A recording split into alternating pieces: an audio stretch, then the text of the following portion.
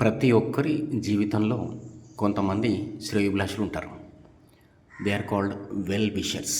అంటే మంచిని కోరుకునేవారు. మన శ్రేయోభిలాషుల మాటల్ని పెడచెవిన పెట్టకూడదు. We should not.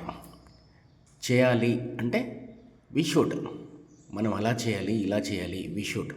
వారు ఎగ్జామ్ రాయాలి, దే షుడ్ రైట్ ఎగ్జామ్. నేను పన్ను చెల్లించాలి, ఐ షుడ్ పే ట్యాక్స్. మీరు షెడ్యూల్ అనుసరించాలి, యూ షుడ్ ఫాలో షెడ్యూల్. చేయాలి అంటే షుడ్, చేయకూడదు అంటే వీ షుడ్ నాట్. మనం శ్రేయోభిలాషుల మాటల్ని పెడచెవిన పెట్టకూడదు. అంటే చేయడానికి ఆపోజిట్, చేయకూడదు. We should not ignore well wishers words. We should not ignore, అలక్ష్యం చేయడం, నిర్లక్ష్యం చేయడం, పట్టించుకోకపోవడం, ఓవర్లుక్ లేదా పెడచెవిన పెట్టడం. వెల్ విషర్స్ వర్డ్స్, శ్రేయోభిలాషుల మాటల్ని. వెన్న పోయడం మానేయి, స్టాప్ బట్టరింగ్. అంటే ఎక్కువగా ప్లీజింగ్గా, ఎక్కువగా ఇంప్రెస్ చేయడానికి, ఒప్పించడానికి, మెప్పించడానికి ప్రయత్నించడాన్ని బట్టరింగ్ అంటాం. దానికి వెన్న పోయడం మానేయి. మరొక రకంగా డిఫరెంట్ యాంగిల్లో చెప్పాలి అంటే చెంచాగిరి అంటాం కదా, తానా అంటే తందానా అంటూ తాళం వేసేటువంటి బాపత్ అనమాట. సో అలాంటి వాళ్ళకి చెప్పే మాటల్ని ఎదుటి వాళ్ళు ఈజీగా గుర్తుపట్టేస్తారు. థర్డ్ వన్, సమస్య నీపై ఆధిపత్యం చెలాయించకూడదు.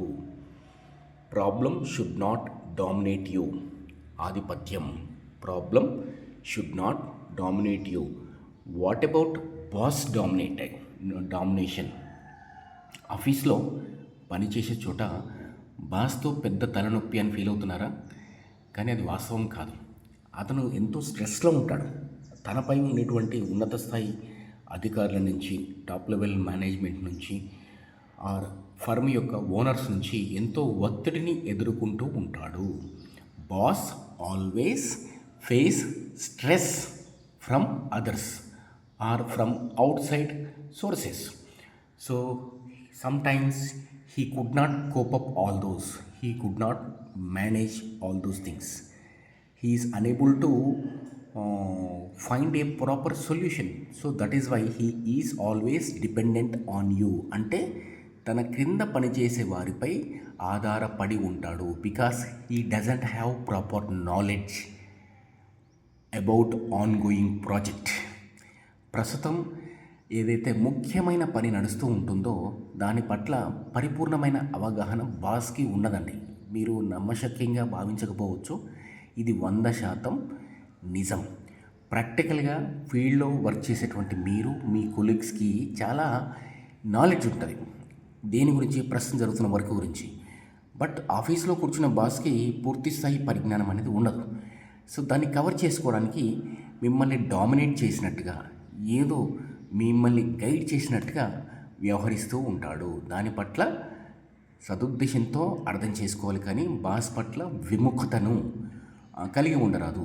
Don't have negativity on the boss. Boss is boss, always boss is right. Fourth one, రోజుకి 24 గంటల సమయం సరిపోవట్లేదని బాధపడుతున్నారా? బెగ్గరకైనా, పొలిటీషియన్కైనా, ప్రొఫెషనల్కైనా రోజుకి 24 అవర్సే. కానీ సద్వినియోగం చేసుకోవడం ఎలా అనేది ఒక్కోరు ఒక్కోలా మేనేజ్ చేస్తారు.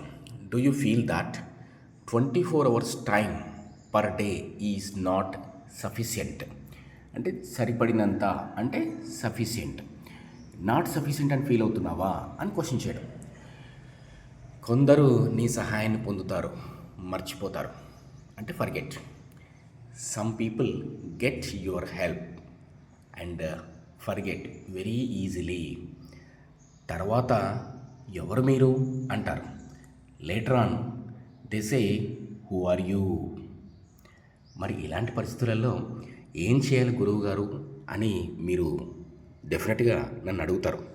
నేను చెప్తాను, గోదావరి గట్టు మీద రామశిలకావే, గోరింటాకెట్టుకున్న చందమామవే.